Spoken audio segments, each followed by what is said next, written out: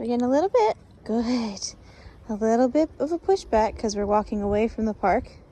And it's literally like we're at the driveway. We've taken 3 steps. Good. Good. Good. Coming. Good. So each time I'm adding pressure is asking for him to move towards me. Add a little. Good.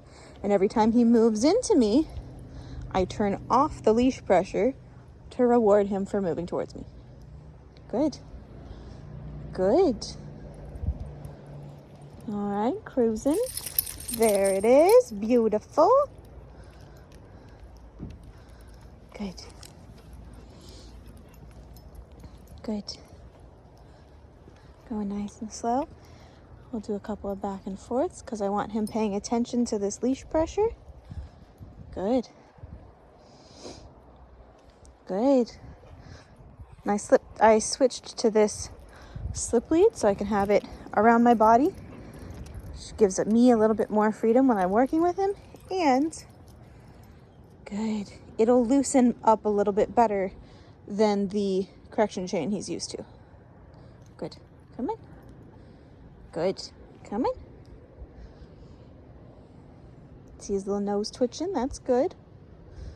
Good. Ask. Good. Ask. Smelling? Good.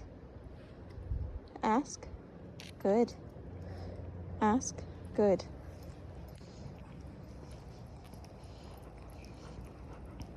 What do you think? Good job. Good job. Good. Would you like to go to the park? Come on, we'll walk towards the park. Good. I will work on having him on one side for now. Good. It's a little bit earlier than I usually do this, but it'll help with a little bit more clarity for him. Good. Help me add a little bit more structure as well, which will make the rest of our walk go a lot more smoothly. Good. So now, slow down because I know he's gonna. Good. Good. So that's another thing you can do is if you know he's about to hit the end of the leash. Good. Come in. Good. Come in. Good. Slow down. Come this way. A little bit of pressure to the side. I'll take a couple steps this direction, help him out. Good. Straighten back out. Good. That's another thing that I'll do is like right here. Good. Much more gentle. So if I know that he's going to hit the end of the leash, I will slow down early before he hits the end of the leash. Good. Which gives him a chance to pay attention and hit the end of the leash a lot more gently. And good. Fabulous. Dogs moving. Good. And helps him to pay more attention to me in the long term. Good. And not hit the end of the leash quite so hard. Now, because he's blind, I'm not going to, crack down on all pulling because this is how we communicate and guide him.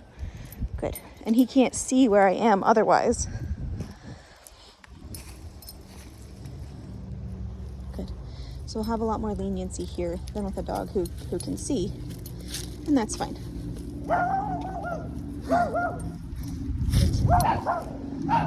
Good. See that little lip peek? Smelling. Good. Moving away. Good. Slow down. Good. And that's going to be a common thing too, is that if a dog's barking at him or he's a little bit concerned about something, you're more likely to see him speed up or ignore the leash pressure more. A little bit of pressure here. Good. Good. Park. And we're still nice and gentle on the leash because we did all that work back there. And I did a bunch of circles in the driveway before we even started our real walk. And we're getting potty breaks, we're getting sniff breaks. Stay on my left. Nope. Pulling back over. There we go. Getting a little bit of this bulking. Just hold it. There's not a lot of tension here on the leash. Letting him think. Good. Good. Come in. Ask again. Still not very much tension. He's listening for those dogs over there. Wait. Good. Come back. A little bit more tension. Still not very much.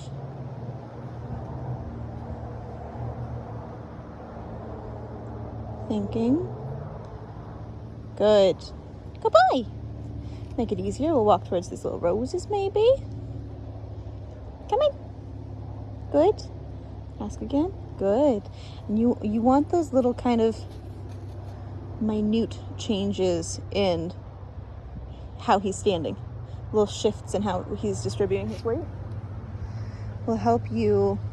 The more you acknowledge those, the more he understands, oh, you just want these little movements towards you. Makes it seem easier for him to be successful. Good yawn.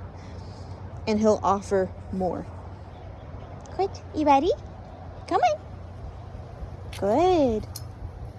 Good. And it's another reason I like the slip lead is that, especially with the thick rope, it doesn't tighten down as much on his neck, so it can spin around as needed. Good. And I can have him walk on the other side without it ratcheting down like the chain does.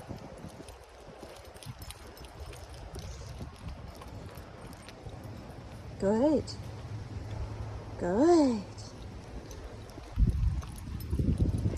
Much better.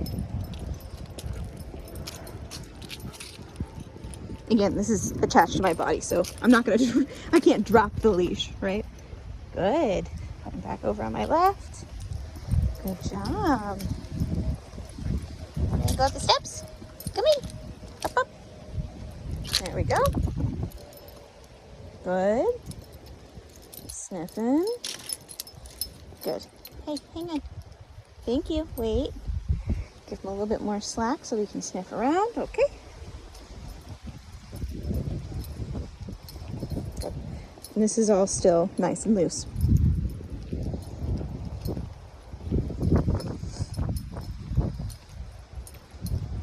Good.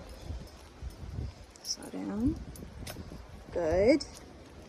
And that's what I'm looking for. Like, I really don't care that much if a dog is ahead of me, if they're making good choices. And one of the ways to see if he's going to make good choices, steps, is to slow down and stop and see how hard he pulls. Oh, he turns around, looks at me. Okay.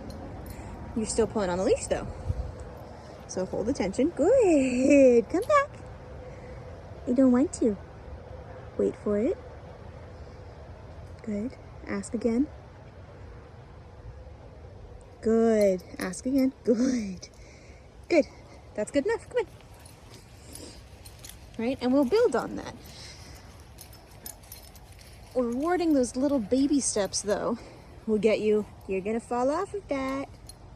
We'll get you a lot more of those baby steps, and then they'll gradually grow just from him, right? You won't actually have to ask for much more. He will voluntarily give you more because it's easy to do so.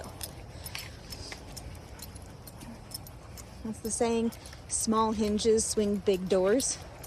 You look for those little tiny baby changes. If you can get 1% better each time, 100 times later, you're 100% better.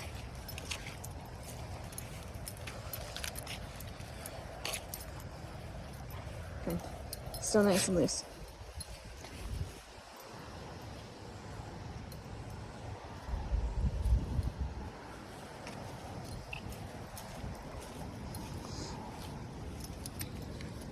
And I also like to structure my walks or my little training sessions with chunks of more structure, more pressure from training, working on more difficult things, broken up with lots of time like this, right? So we might do 5 minutes of work, 5 minutes of relaxing, 5 minutes of work, 5 minutes of relaxing, 10 or 15 minutes of work, and then be done and casually stroll home for the rest of the walk. Cool, got another good example here. Holding the pressure, waiting. And this might be more by, good. That was more by feel than something you could actually see. Nope, holding the pressure. And I'm holding as much pressure as he adds. So if it's 5 pounds of pressure that he's adding, I'm gonna hold that 5 pounds of pressure. Good, ask, wait.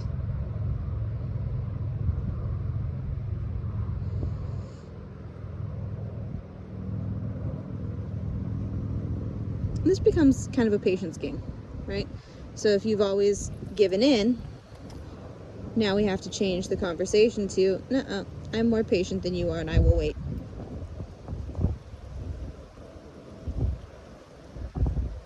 We do have to be mindful of his neck, good, and throat, because dogs do not care about choking themselves out. He's not going to. I'm not saying that's a concern, but good boy. But with a slip lead or a choke or correction chain, that is something to be mindful of, because the discomfort alone will not stop the behavior, right? And you should know you've been walking him with the chain on for a couple of years and he still pulls you. So, good. Come on. Good job. Good. All of this, we're keeping the leash loose as much as possible. But if he stops, I'm still moving. Good. Hold that. Good, good, good. And then the beauty of just holding the pressure is that as soon as he moves into it, it turns off, right? I don't have to do nearly as much work. I don't have to have fantastic timing every time. Good. Hold. Watch what happens. Moves in, turns off. Good. Good boy. And now another thing, look at, oh, good. Just took his leash off. And he loosened up, moved a little bit more, and engaged with me a little bit more. Yeah? So you ready for a cookie? Let's get you cookie. Cookie? You don't want this one? You sure? You're drooling.